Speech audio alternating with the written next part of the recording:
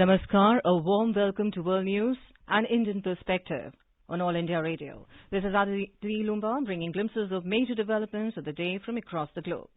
First, the headlines. Indians stranded in Wuhan denied entry into Beijing by Chinese authorities. China jails 10 pro-democracy activists from Hong Kong. EU demands their immediate release. Britain approves Oxford AstraZeneca COVID-19 vaccine for emergency use. Former Foreign Minister Khwaja Asif arrested under corruption charges in Pakistan. PML Chief Nawaz Sharif terms arrest as highly reprehensible, and Argentina passes law to legalize abortion. Indian passengers who travelled to Chinese city of Wuhan, the epicenter of COVID-19 pandemic, by the Vande Bharat mission flight on 30th October with Beijing as their destination are in limbo, as Chinese authorities have not yet unblocked their passports to enable them to travel to Beijing city either by flight or train. After completing their quarantine, they came to know that their passports were blocked once they were detected positive upon arriving in Wuhan. However, this restriction is only for Beijing and they can travel to any other Chinese city. Our Beijing correspondent has filed this report. Indian families have already completed more than 50 days of quarantine period against the stipulated 28 days and are carrying at least 10 negative test reports from local authorities, but all in vain. Their health code status in the health kit is still red and not being updated to green by Chinese health authorities, especially for capital Beijing. After Wuhan health officials gave clearance, it should have been automatically updated in the health kit. Chinese Foreign Ministry said it is not aware of the case. Another Indian who came to Wuhan on the 30th October flight and faced a similar situation has since returned to India last week with his family in view of lack of any assurance from Chinese authorities to allow them to enter Beijing. Anshuman Mishra for World News, AIR, Beijing.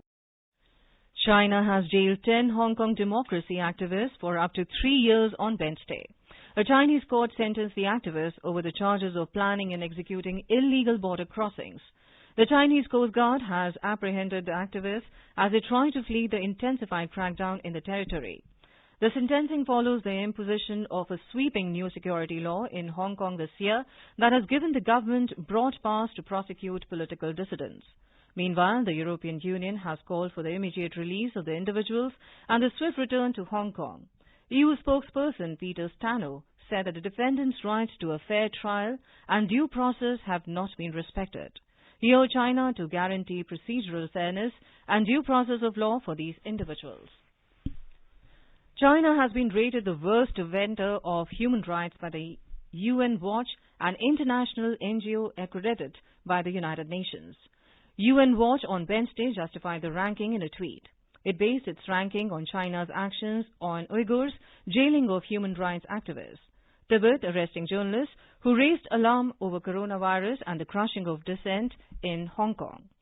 The UN Human Rights Organization earlier in the week had also expressed concerns over the sentencing of journalist Zhang Zhan to 4 years in prison and called for her release. Senior PMLN leader and former Foreign Minister of Pakistan, Khwaja Asif, has been arrested by the National Accountability Bureau, NAB, in Islamabad on Wednesday. The NAB, in a statement, said Mr. Asif was arrested over charges of possessing assets beyond known sources of income. PMLN chief and former PM Nawaz Sharif strongly condemned the arrest. In a tweet, he said that the arrest of Khwaja Asif is a highly reprehensible incident. He further termed the actions of Imran Khan government as blind political vengeance. Britain becomes the first nation to approve the Oxford AstraZeneca COVID-19 vaccine. The government has ordered 100 million doses of vaccine for emergency utilization. The UK Health Ministry has stated that combined with the Pfizer vaccine doses, this will cover the entire population of the UK.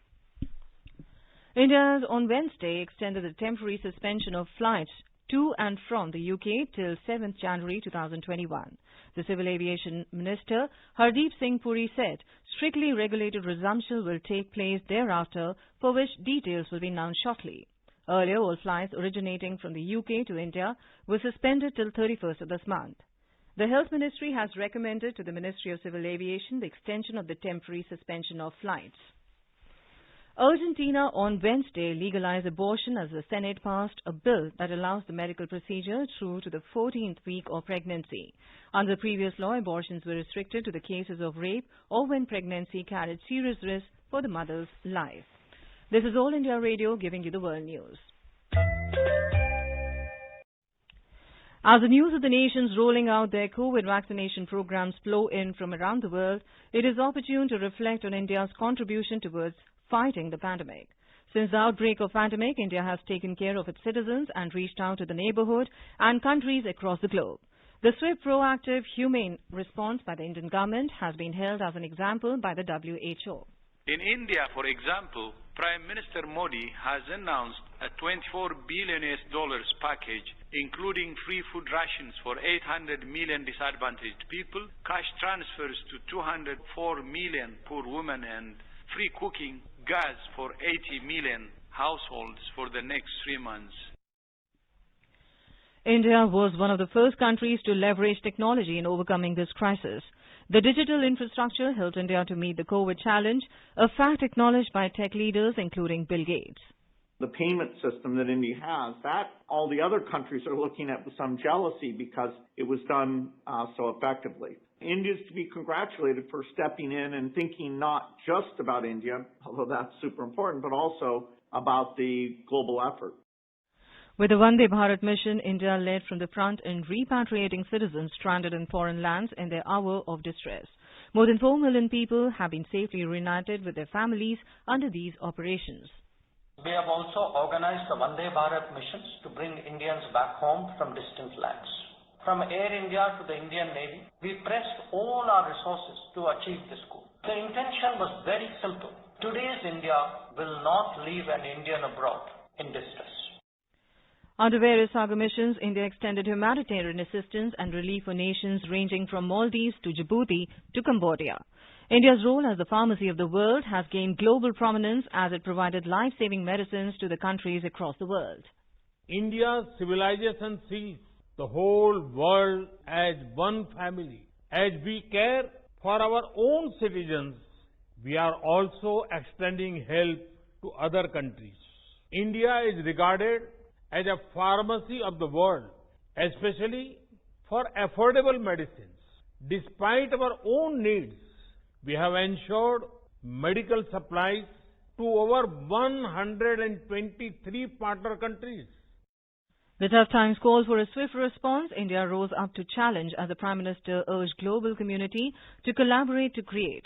The actions upheld its age-old tradition and value system of Vasudhaiva Kutumbakam, the world is one family. The same spirit is enshrined in the United Nations Charter and has been beautifully brought to life by Jan Berwick in his rendition of the United Nations hymn.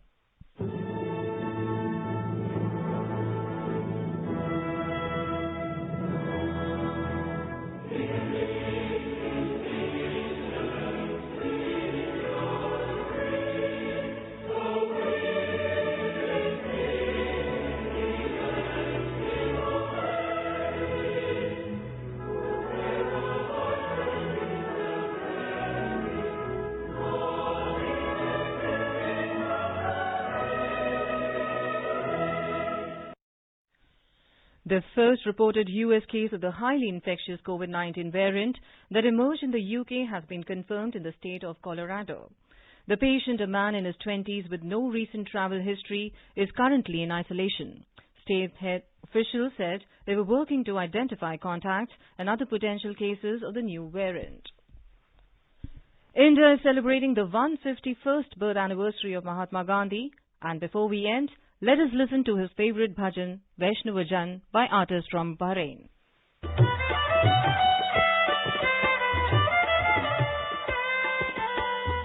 Vaishnava Jana to teni kahiye se pidi parai jani re hare duke upkar kare to mane abhimani